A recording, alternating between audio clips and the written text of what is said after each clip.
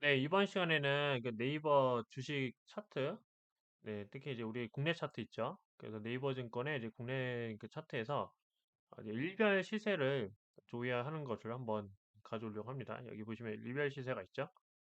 네, 그래서 지금 이제 우리가 가져오려고 하는 데이터는 바로 이렇게 일별 시세에 이 페이지, 보시면은 이렇게 한 10일 정도 데이터가 들어가 있는데, 여기 있는 페이지별로 이렇게 페이징을 해서 우리가 이 실사를 다 가져올 겁니다. 이 전체 데이터를 그냥 다 가져올 거라고 생각을 하시면 돼요. 그래서 어떻게 이제 가져올 건지는 우리가 이제 코드를 통해서 일단 먼저 살펴보고, 그 다음에 결과를 먼저 확인 한번 해보죠. 어떻게 가져왔는지. 그리고 코드를 한번 살펴보는 시간을 갖도록 하겠습니다.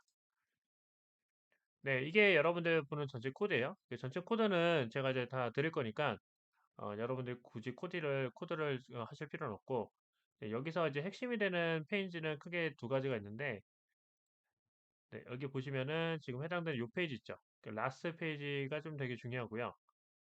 요 페이지. 네, 그 다음에 또 하나 페이지 중에서 중요한 포인트는 이제 우리가 반복문을 사용을 하는데 바로 이 해당되는 페이지예요.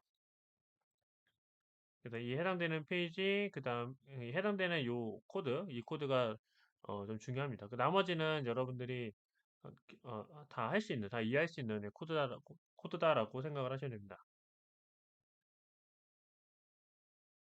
자, 네, 그러면은 어떤 식으로 우리가 코드를 접근했는지 일단 살펴보면, 자, 첫 번째 우리가 이제 가져와야 되는 코드는 여기 보시는 것처럼 기존에 있는 코드랑 큰 차이는 없어요. 네, 그죠? 근데 다만 차이점이 있다고 하면은 이 컴퍼니 코드, 즉 다시 말하면 종목이죠. 그 종목에 대한 그 해당되는 코드 번호를 우리가 가져왔다라고 생각을 하셔야 됩니다. 근데 물론 이제 우리를 이걸 합쳐서 이렇게 코드를 뭐 이렇게 작성을 해도 되지만, 네, 굳이 제가 이제 분리를 해놓은 이유는 만약에 여러분들이 테스트를 하고 싶다 그러면 뭐 예를 들면 내가 삼성전자가 아니다. 뭐 내가 다른 코드를 한번 해보고 싶다. 뭐 현대차나 아니면은 뭐 최근에 이제 나온 그런 코드들을 확인하고 싶다라고 하면 해당되는 종목 코드를 입력을 해주시면 됩니다. 네, 자, 그래서 이제 살펴보시면은 우리가 이제 이 해당되는 코드 중에서 살펴봐야 되는 중요한 이제 포인트 중에 하나는 바로 일별 시세였죠. 그래서 일별 시세를 어떻게 가져올 수 있냐면 여기 보시면은 여기 이제 해당되는 요 해둔 코드가 이렇게 변하지는 이거 보시면은 상단에 있는 코드랑 안 변해요. 네, 이런 케이스 같은 경우에는 보통 어떤 식으로 구성이 되냐면 이게 아이프레임 형태로 되어 있는 케이스도 종종 있습니다. 그래서 실제로 이거를 마우스 어, 저기 저 보셔서 이제 검사 페이지를 한번 눌러보시면, 네, 그러면은 이제 실제 여기 보시면은 아이프레임에 있는 상태에서 해당되는 요 코드 보이시죠, 그죠? 네, 이런 코드로 들어가 있는 것을 확인할 수 있고, 그다음 다큐멘트는 이렇게 들어가 있는 것을 확인해 주세요. 그래서 이걸 한번 클릭을 한번 이거를 이제 가져와서 여기 보시면 요 코드 있죠? 네, 이거를 이제 복사를 해가지고, 자, 일단 다른 사이트를 가져올게요. 네, 그 다음에 보시면은 이렇게 시세 아이템하고 시세 데이 이렇게 돼 있죠. 그죠? 네, 그래서 요거를 이렇게 가져옵니다. 자, 그러면은 아이템하고 시세. 네, 이렇게 네, 코드를 제가 수정을 하면 그러면은 이제 다른 페이지가 이렇게 열려요. 네, 다른 페이지가 열리면서 이제 좀 더 다른 사이트가 열렸다고 생각하시면 되죠. 네, 그리고 나서 페이지 1, 2, 3, 4 이렇게 들어간다고 생각하시면 돼요. 그러면은 여기 사이트 번호가 바뀌죠, 그죠? 네, 그러면은 맨 뒤에 이제 지게 되면은 690 있다라는 것을 우리가 이제 확인을 할 수가 있습니다. 네, 그죠? 네, 그러면 이 해당되는 요 페이지에서 어, 첫 번째로 우리가 확인해야 되는 코드, 첫 번째로 우리가 확인해야 되는 코드는 이제 어떻게 되냐면 이 라스트 페이지를 우리가 구하는 게 중요해요. 왜냐면 우리가 이제 목표하는 거는 이 전체 테이블을 다 가져오는 거죠, 그죠? 이 전체 테이블을 가져오는 것이 이제 목표입니다. 그러니까는 1페이지부터 시작해서 맨 9페이지, 690 페이지까지 가져오는 게 이제 목표예요. 물론 이제 시간이 필요하죠. 근데 시간이 필요하지만 이제 말씀드리고 싶은 거는 목표한 거는 이 전체 테이블을 다 가져오는 게 목표다. 네, 그러면은 우리가 맨 마지막 페이지를 우리가 알아야 되겠죠. 그죠? 그 맨 마지막 페이지를 어떻게 할 수 있냐면 여기 맨 뒤라는 사이트를 한번 다시 검사를 한번 눌러서 확인 한번 해보시면 네, 그러면은 여기에 여러분 뭐가 있어요? 페이지 번호가 이렇게 있다는 것을 확인을 할 수가 있어요. 네, 그죠? 그래서 이 클래스면, TD 클래스면 PGRR이고, 네, 그 다음에 해당되는 그 숫자는 690이라는 것을 우리가 확인할 수 있습니다. 네, 그죠? 그래서 이 정보를 우리가 여기서 이제 가져왔다라고 생각을 하시면 돼요. 근데 그래서 접근하는 거는 어떻게 접근했냐?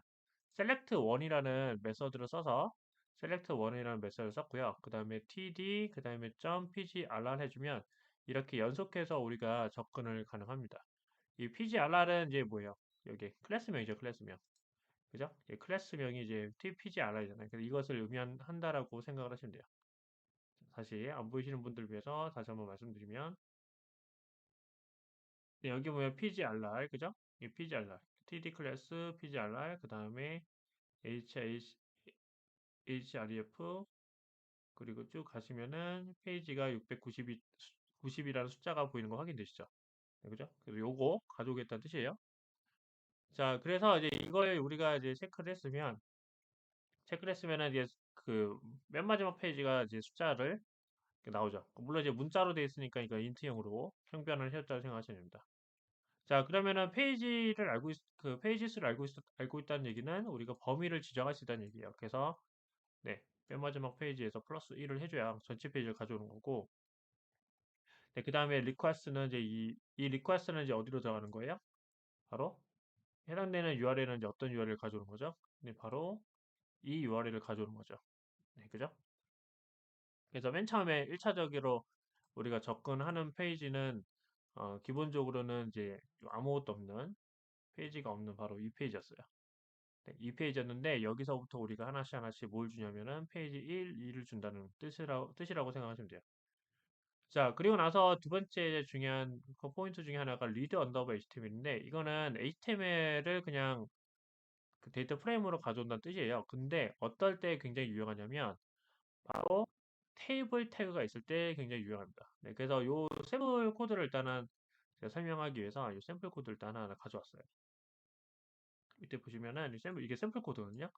그래서 요 사이트에 들어가시면 네, 보시면 이게 웹사이트예요. 그죠? 이 전체적인 웹사이트입니다. 웹사이트 하나.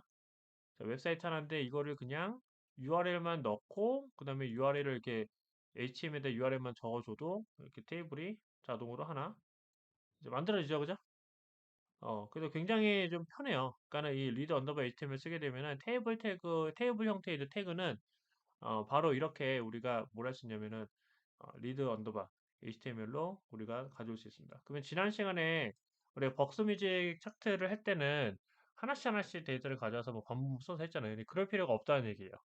그래서 굉장히 이제 편리한 기능이니까 리드 언더바 HTML을 여러분들이 꼭 어, 기억을 해주시기를 바랍니다. 네, 아시겠죠? 그 다음에 인덱스는 이제 여러분들이 리스트를 이게 맨 처음 초기 값이 이게 리스트 형태로 나오거든요. 이게 실행을 한번 해보면 네, 이렇게 리스트 형태로 나와요. 네, 그래서 여기다가 그냥 0번째 해당되는 차트를 이제 가져와 달라라고 해서 이렇게 가져왔다라고 생각하시면 됩니다. 그래서 해당되는 코드가 바로 이 코드다라고 생각을 어, 하시면 됩니다. 네, 아시겠죠? 자, 그래서 그 다음에 이제 그 다음 코드는 뭐냐면 카운트를 계속 세가지고 한 10번째 되면은 이게 종료를 시킨 거죠. 이제 브레이크를 걸어서 이제 빠져나가겠습니다. 이 구현은 뭐냐면 실제로 이걸 다 하게 되면 시간이 좀 더 오래 걸리겠죠. 그죠? 네, 그렇기 때문에 그냥 시간 관계상 진행을 한 거고, 그러나 여러분들은 만약에 해당되는 전체 그 데이터를 다 가져야 된다라고 하면 시간이 걸리더라도 이거를 다 이런 식으로 여러분들이 처리를 해줘야 됩니다. 네, 그래서 이렇게 하게 되면은 네, 총 10페이지 정도까지 데이터를 이제 가져올 수 있다는 얘기인 거고, 그래서 만약에 내가 이 날짜를 수집을 했다, 데이터를 수집했다 그러면 여러분들이 뭐 시각화라던가 이런 것도 당연히 편히 할 수 있겠죠. 네, 그죠? 네, 그래서 이 부분도 여러분들이 참고를 해주시면은 네, 좋을 것 같습니다.